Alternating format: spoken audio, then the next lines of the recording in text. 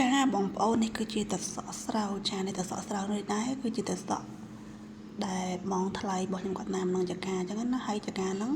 ជាចកាដែលធ្លាប់ដាំដលងមីអញ្ចឹងទៅដូរមកដាំឲ្យបន្លែវិញអញ្ចឹងទៅពេលដាំទឹកសក់ដាំអី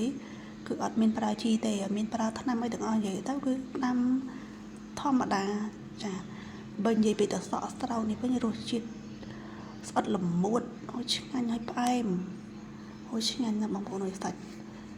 លក្ខណៈថាអត់បានប្រើជីប្រើថ្នាំអញ្ចឹងទៅវាធម្មជាតិអញ្ចឹងណាអញ្ចឹង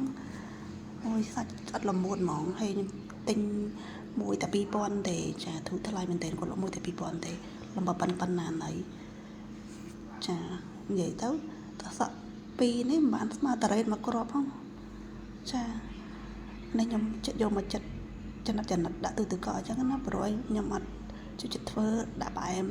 ធ្វើផ្អែមដាក់ស្ករដាក់អីទេញ៉ាំតែទេក៏ឆ្ងាញ់ដែរលក្ខណៈថាវាស្អិតល្មួតចាហើយតែសក់2នេះញ៉ាំតែមួយថ្ងៃហើយមិនមែនតែខ្ញុំចូលចិត្តទេសូម្បីតែកូនរបស់ខ្ញុំ